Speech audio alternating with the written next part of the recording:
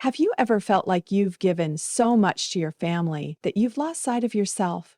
Picture this.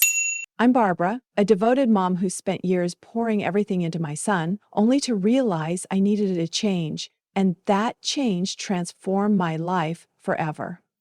In today's video, I'm sharing my story as an ordinary woman just like you who learned to set boundaries, love herself, and live fully at 60. Are you struggling to say no to loved ones or looking to rediscover joy in your life? Stick around to learn 3 simple lessons from my journey that can help you live happier every day.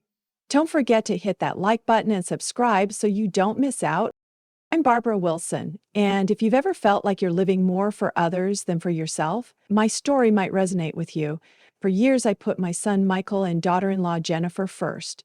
I thought that's what a mom does: sacrifice, support, and always be there, no matter what. But over time, I realized those sacrifices were draining me and stealing my sense of self.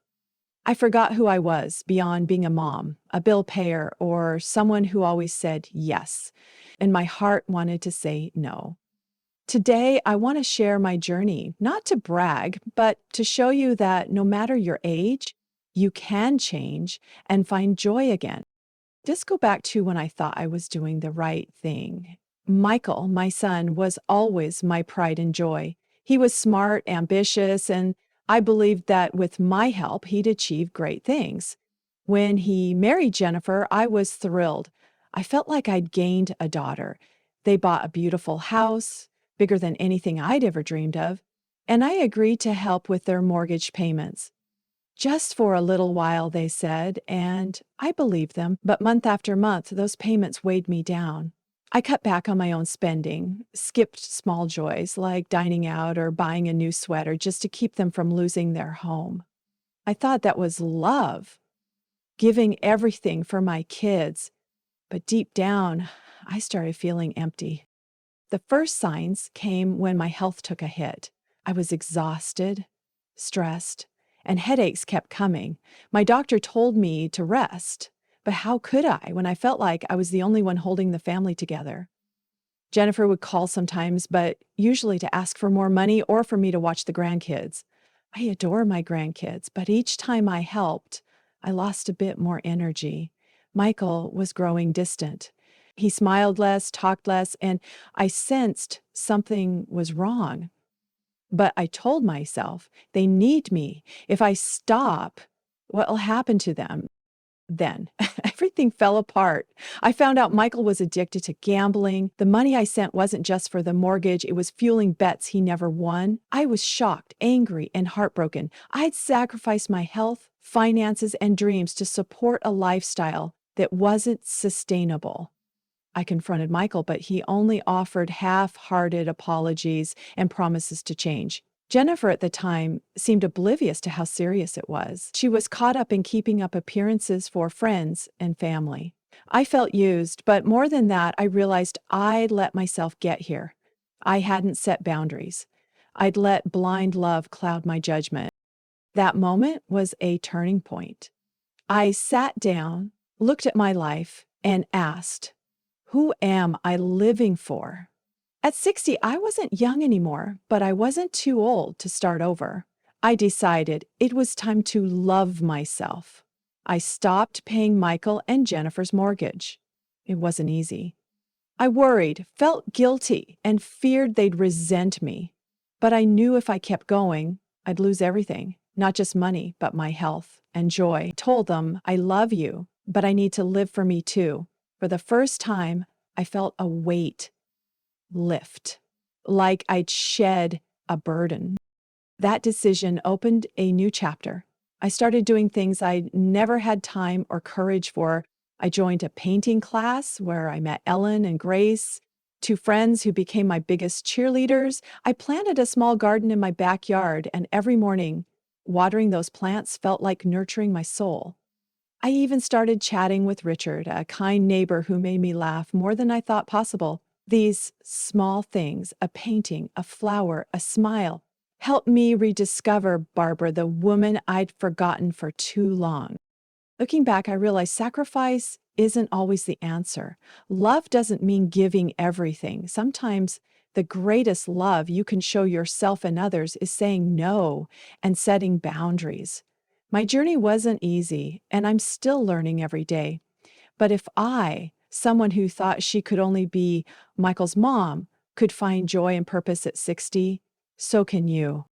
Now, let's dive into 3 practical lessons I learned about setting boundaries and self care, things anyone at any age can apply.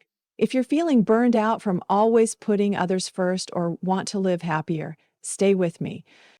The first lesson is recognizing your limits. Looking back, I ignored warning signs from my body and mind. I was exhausted, stressed, and headaches were constant, but I told myself I have to be strong for Michael and Jennifer. I paid their mortgage, even if it meant cutting my own spending and neglecting my health. I didn't realize I was pushing past my limits.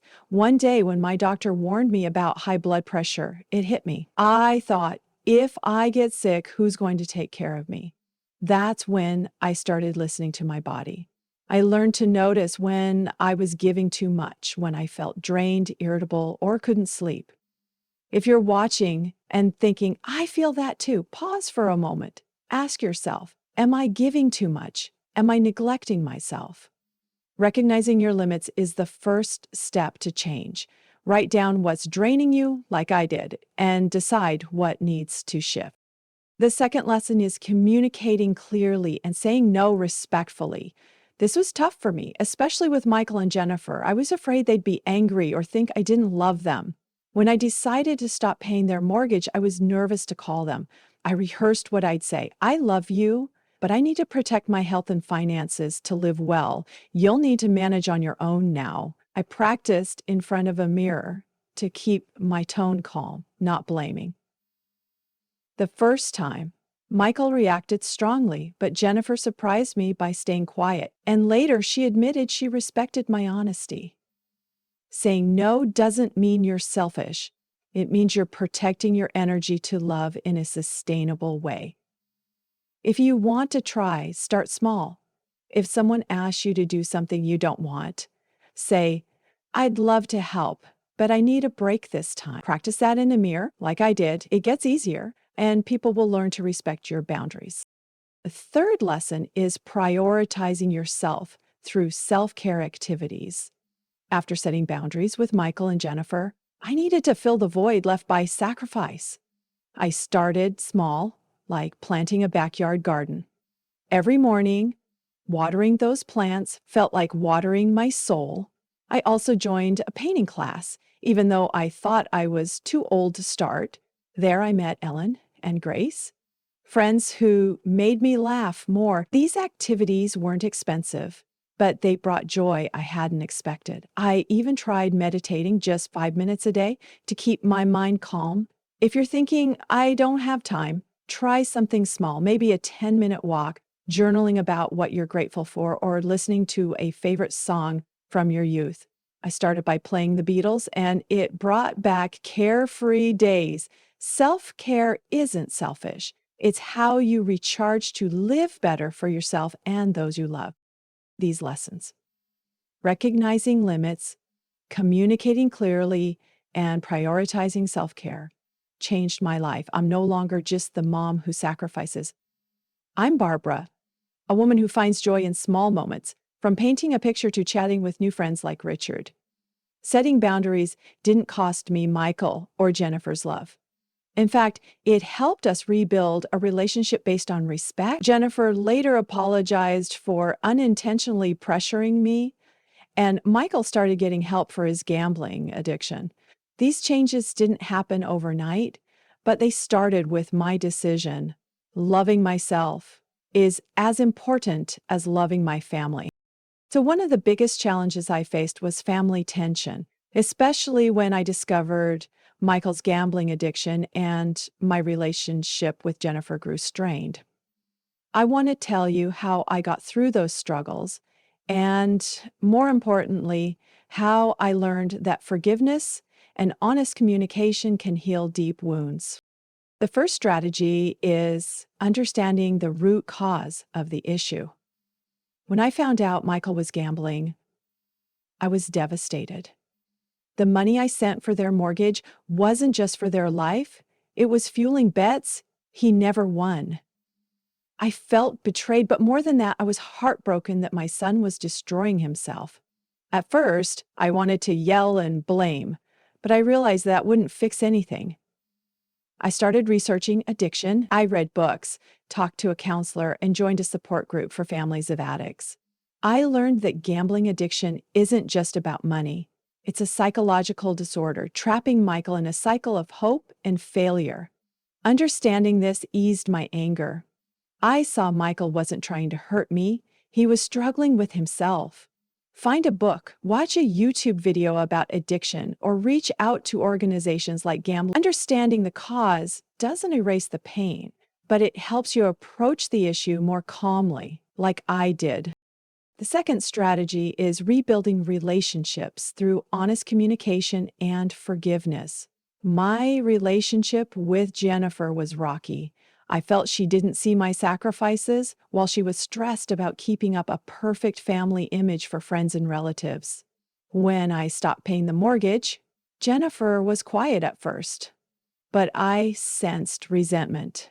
I decided to break that wall with an honest talk. One afternoon, I invited her for coffee and said, I know things haven't been easy, but I want us to understand each other better. I was wrong for not setting clear boundaries sooner. I didn't expect Jennifer to open up. She apologized for unintentionally pressuring me and admitted she was caught up in social expectations. That apology didn't fix everything, but it was a start to rebuilding our relationship on respect. With Michael, it was slower. I told him, I love you, but you need to take responsibility for your actions. Be here when you're ready to change. I didn't push, but I kept in touch, sending encouraging texts. And when Michael finally joined a rehab program, I was there to support him. Forgiveness doesn't mean forgetting. It means letting both sides move forward. Start with a small, non-judgmental talk. Ask how they feel and share your emotions honestly, like I did with Jennifer. These strategies didn't happen overnight. Some days I wanted to give up, especially when Michael relapsed or Jennifer and I argued again. But I learned healing is a journey, not a destination. Every small step, a talk, an apology, a moment of listening built change. With Jennifer, we now talk regularly, not just about money, but about simple things like recipes or family memories. With Michael, he's still working on it. And these moments remind me that families don't need to be perfect, just willing to understand and respect each other. To heal, I didn't just need to mend things with my family, I needed to rediscover myself. At 60, I started a journey of rediscovering who I am and connecting with my community, which brought new joy and meaning to my life. The first idea is trying a new hobby, no matter how small. After I stopped paying Michael and Jennifer's mortgage, I had more time and energy, but didn't know what to do with it. One day, I passed a community center and saw a painting class. I hadn't touched a brush since high school, and I thought, I'm too old for this, but I signed up anyway just to try. My first painting was a simple flower, but it made me so happy. Each stroke was a way to rediscover Barbara, the woman I'd forgotten while being a mom. I started painting regularly, and each picture, imperfect as it was a piece of me. I also took up gardening, planting a small backyard plot with flowers and veggies. Every morning, watering those plants felt like nurturing my soul. Try writing, knitting, or learning a simple instrument like a ukulele. Pick something that sparks your curiosity and don't worry about being too old. Check out a local community center or YouTube tutorials. Just take one small step, like I did with that first paintbrush. The second idea is joining a local community or group. The best gift from my painting class wasn't the skill. It was friends like Ellen and Grace. Ellen, with her bright smile, always shared funny stories, while Grace, quieter, had a way of listening that made me feel understood. They became my companions, joining me for walks, coffee, and sharing little joys. I also joined a neighborhood gardening group where I learned to grow roses from neighbors. These connections showed me that community isn't just where you live, it's where you belong. Try your local library, senior center, or a church group. I was nervous walking into that painting class, but everyone welcomed me like I'd always belonged. Just show up, smile, and introduce yourself. You'll be amazed at how friendly people are. The third idea is connecting through technology to expand your community. At first, I wasn't tech savvy. I only knew basic calls and emails. But Ellen nudged me to try YouTube for gardening tips, and I was hooked. I watched videos on growing tomatoes, then explored ones on painting, meditation, and even 60s music I loved. Grace showed me how to use Facebook to join senior groups. I found a gardening group where people shared tips and photos of their plants. I even chatted with someone across the country and we swapped seeds by mail. Technology made the world feel bigger yet closer. Try something simple. Search YouTube for a topic you like gardening for beginners or yoga for seniors, or join a Facebook group for your hobby. Just search the Hobby Plus Senior group. If you're stuck, ask a grandkid or friend for help. I asked Jennifer to show me how to download Facebook, and she was happy to pitch in. These ideas, new hobbies, local communities, and technology, help me rediscover myself. I'm not just Michael's mom anymore. I'm Barbara, who paints, gardens, and has friends like Ellen, Grace, and Richard, the kind neighbor who makes me laugh. Richard once invited me to a local concert, and I realized I could still enjoy moments like when I was younger. These connections remind me that life isn't just about sacrifice. It's about finding joy in the little things. I want to wrap up my journey and leave you with a call to action. Start writing your own story wherever you are in life. My journey began when I realized I'd given too much to Michael and Jennifer, losing myself. I learned to set boundaries by stopping mortgage payments, saying no respectfully, and prioritizing my health through gardening and painting. Facing Michael's gambling addiction, I sought understanding and embraced forgiveness, mending things with both him and Jennifer. Finally, I found joy in new hobbies and community, from clumsy paintings to chats with Richard. Every small step, watering plants each morning to joining that painting class, made me Barbara, a woman living for herself, not just her family. You're never too old to change.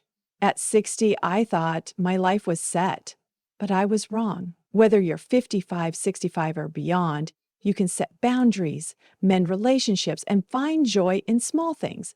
Just try one small thing, like I did with my backyard garden. Maybe say no to a draining request, join a community group, or watch a YouTube video to learn something new. These steps will lead you to a happier version of yourself, like they did for me. If I, someone who thought she was only Michael's mom, could find joy through paintings, flowers, and new friends, so can you. Start today. Pick one lesson from my journey, recognize your limits, communicate honestly, or try a new hobby. Write it down, do it, and see what happens. You'll feel lighter and more energized. I'd love to hear your story. In the comments, share what will you try this week? Have you overcome a challenge or rediscovered joy? I read every comment and can't wait to connect with you. If this video helped, hit like and subscribe for more stories and practical tips. Next up, I'll share 5 ways to stay mentally sharp after 60, a video full of inspiration to help you live fully. You deserve happiness, no matter how much you've sacrificed or how old you are. My story proves we can write new chapters in our lives. Take that first step today, like I did with my little garden. Together, we can live happier, one day at a time. See you in the next video.